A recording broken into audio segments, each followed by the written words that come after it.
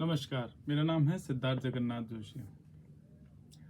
आज जिस विषय पे मैं बात करना चाहता हूँ, ये विषय थोड़ा-सा ज्योतिष और एक बड़ा पार्ट इसका दर्शन शास्त्र से जुड़ा है ज्योतिष का ही। लेकिन ज्योतिष को लेकर के बहुत सारी समय के साथ में भ्रांतियाँ जुड़ती चली जाती है। इसका कारण है कि ये आम आदमी के जीवन को छूता है। हर एक जीवन को छूता है। जो भी थोड़ा-सा प्रोग्रेस करना चाहता है, आगे बढ़ना चाहता है, वो कहीं न कहीं आकर के एक बार ज्योतिष से ज़रूर जुड़ता है। तो ऐसी स्थिति में हम सभी से ये उम्मीद नहीं कर सकते कि वे ज्योतिष के जानकार हों तभी ज्योतिष की बात करें या ज्योतिष में इंटरेस्ट रखें, तो उनको ज्योतिष की पूरा अध्ययन भी किया हुआ हो। बहुत सारे लोगों का अध्ययन नहीं किया होता है, इधर-उधर की सुनी-सुनाई बातें होती है, एक-दूसरे से बातें करते-करते भ्रांतियाँ बढ़ती चली जाती है। ऐसी ही एक बड़ी महत्वपूर्ण भ्रांति है, वो ये है कि ग्रह नक्षत्र हमारे जीवन पर प्रभाव डालते हैं। आप सही सुन रहे हैं। ज़्यादातर लोगों को ये बात बड़ी अजीब लगेगी कि एक ज्योतिषी ये कह रहा है कि ग्रहों, नक्षत्रों, राशियों, भावों का हमारी ज़िंदगी पे कोई असर नहीं होता है। ये जो खगोलीय पिंड है जिनके बारे में ये कहा जाता है कि हम सुनते रहते हैं कि शनि की साढ़े साती ने बर्बाद कर दिया, राहु ने हमें राजा से रंक बना दिया, या कहते हैं कि सूर्य ने रंक से राजा बना दिया, गुरु से ज्ञान मिल गया, शुक्र बलवान है तो इसकी महिलाओं से अच्छी पटती है, या बुध से व्यापार अच्छा चल रहा है, या बुध वक्री है तो व्यापार खराब है।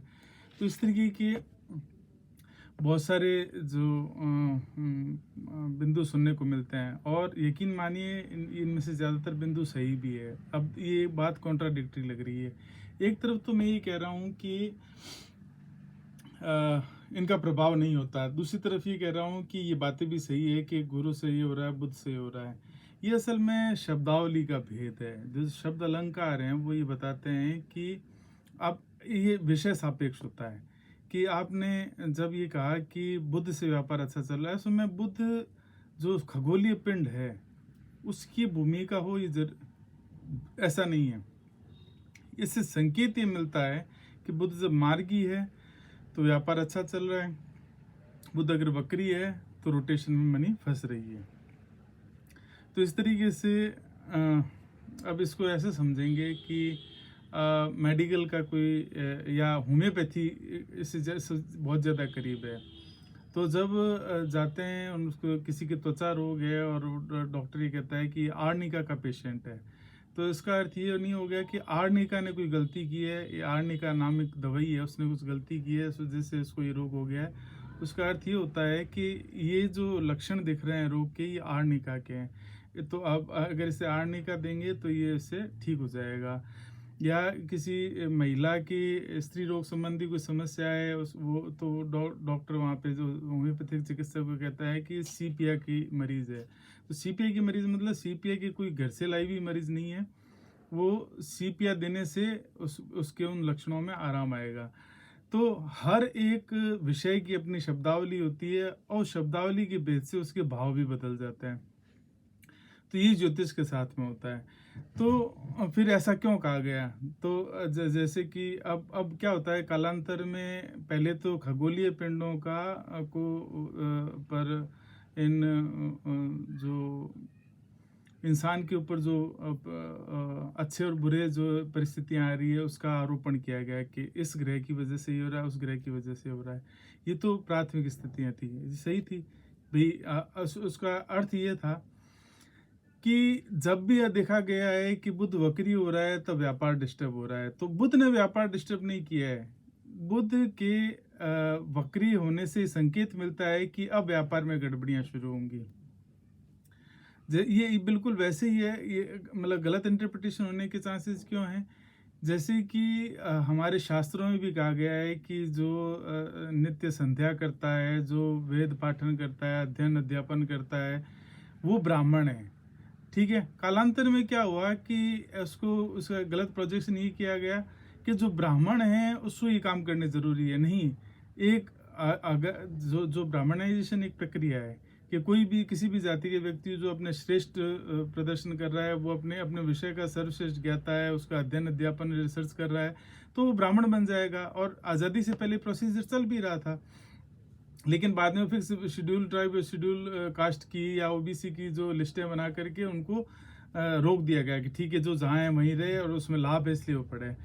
वरना तो आज एक ब्राह्मण है, वो अगर कोई शूद्र कर्म करना चाहे तो वो कर सकता है। वो दोनों संध्या पाठ ना करे, वो नालियाँ साफ करना चाहता है, नालियाँ साफ करे।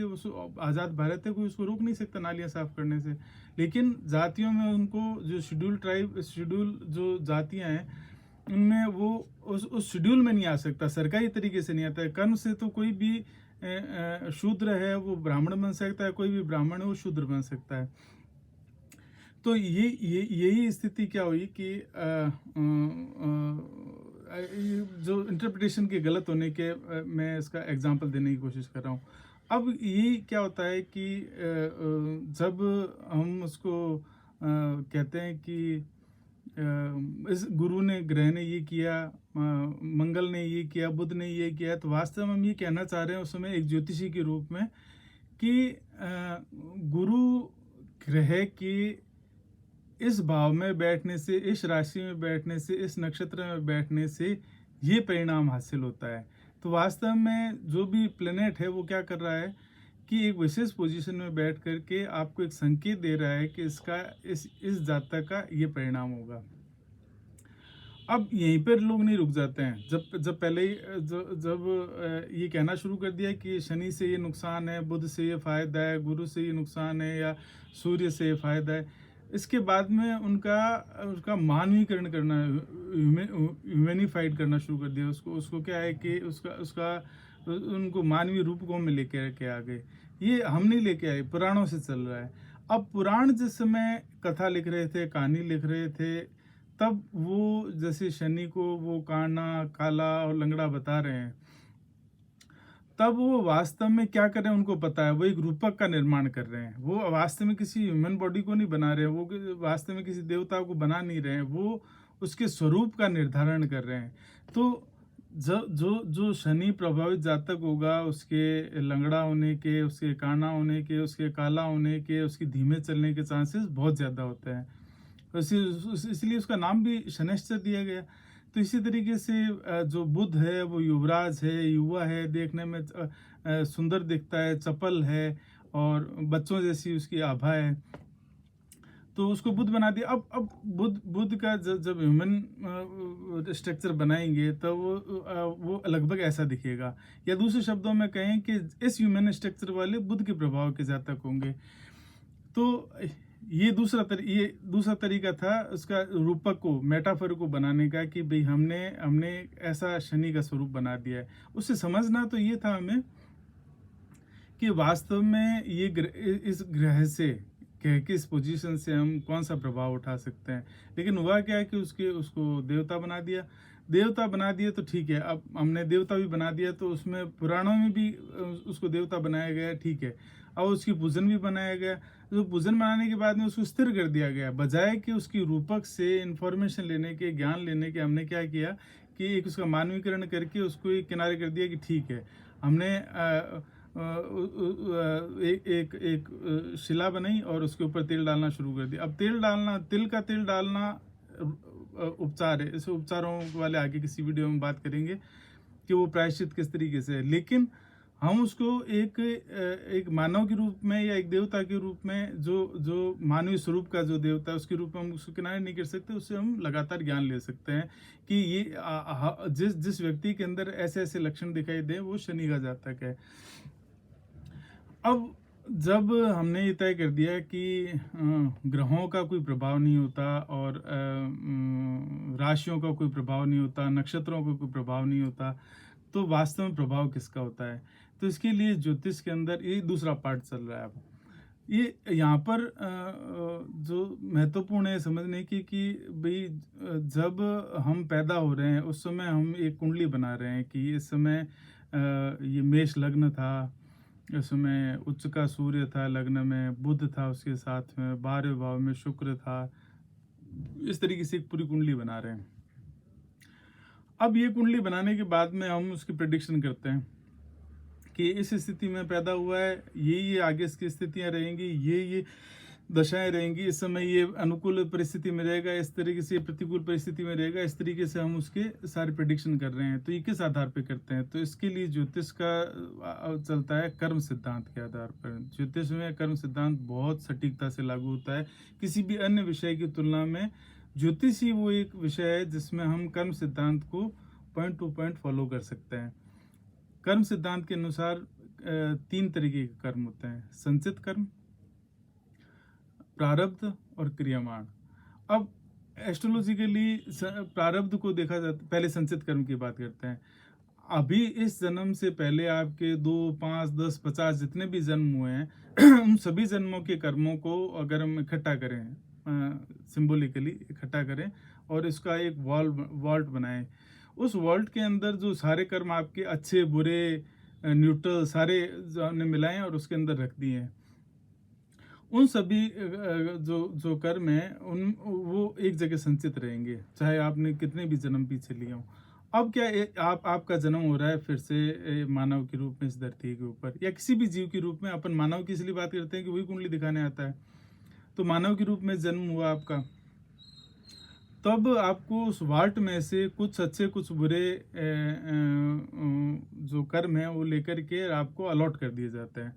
ये अलॉट कौन करता है? ये कहीं तय नहीं है, बस ये अलॉट हो जाते हैं आपको।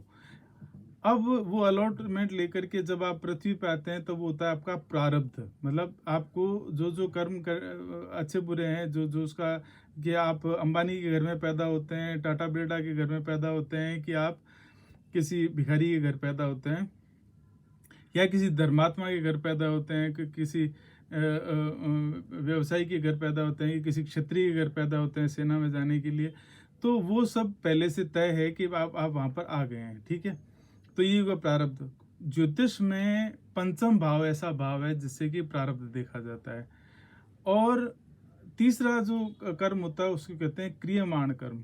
ये होता है क्रियमाण, मतलब हम जो अपना एफर्ट लगा करके इस जीवन के अंदर जिन कर्मों को कर रहे हैं उनको क्रियमाण कहा जाता है। क्रियमाण कर्म क्या है कि अच्छे बुरे दोनों हो सकते हैं भी। जो अलॉट हो गया वो हो गया, तो इसको ऐसे समझिए कि आप ताश का खेल खेल रहे हैं, पत्ते जो आपको मिल गए वो प्रारब्ध है। अब उनको आप खेलते कैसे हैं? कब आप रंग का इस्तेमाल करते हैं, कब आप दूरी का तिरी का इस्तेमाल करते हैं, कितने बढ़िया तरीके से अपने हल्के या भारी पत्तों से बढ़िया या खराब खेलते हैं, वो है आपका क्रियमाण कर्म। जब क्रियमाण खर्च होता है, मैं अब यहाँ पर बिल्कुल ज्योतिष की भाषा में बोल रहा हूँ, किसी भी भाव से उसका 12वां भाव होता है, उससे खर्च का भाव होता है। तो 10वें भाव का 12वां भाव होता है 9वां भाव। तो जब क्रियमाण खर्च होगा तो आपका 9वां भाव बनेगा, जिसको कहा जाता है भाग्य भाव। तो आपका भाग्य प्रारब्ध के पंचम, 5वें से 5वां, मतलब 5वां भाव होता है उसे उत्पन्न करने वाले का, आपके पुत्र का, आपके प्रोडक्शन यूनिट का।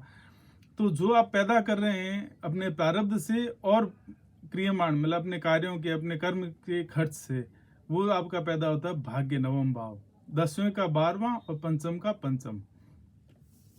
तो इस तरीके से आपके ये कर्म सिद्धांत है। और यहीं से हमें एक सूत्र मिलता है कि भले ही ठीक है हमारे पास में 100% फ्रीडम ऑफ विल नहीं है, लेकिन एक बार हमें जो मिल गया है उसके बाद में हम उसे खेलते कैसे हैं, ये फ्रीडम ऑफ विल है।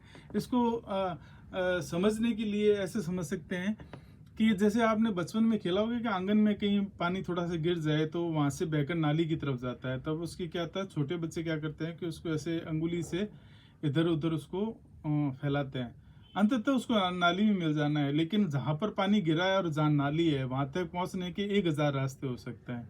वो रास्ते का चुनाव नेचुरल तो अपने तरीके से बह ही रहा है कि जिस तरफ ढलान है वो बहता जाएगा, लेकिन जैसे जैसे हम उसको फैलाते जाएंगे या घुमाते जाएंगे वैसे वैसे घूम के भी पहुंच सकता है। ये जो घूमना है, ये जो अब भगवान ने ये तय कर दिया है कि आप पैदा कैसे होंगे और मरेंगे कब।